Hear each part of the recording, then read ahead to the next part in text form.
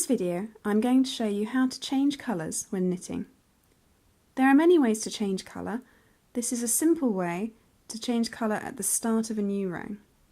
I've been working in green yarn and now I'm going to switch to yellow.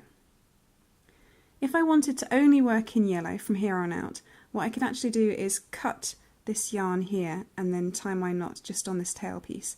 But as I'll be using the green yarn later to form a stripe pattern, I'll just keep it dangling.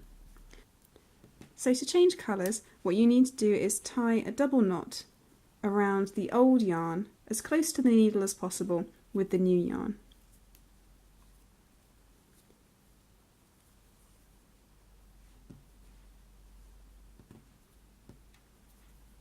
So you tie your double knot,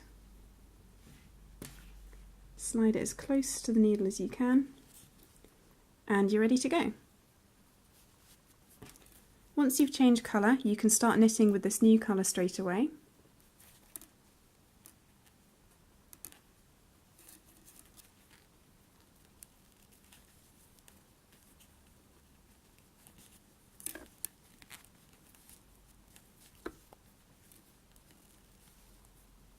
And that's how to change colours when knitting.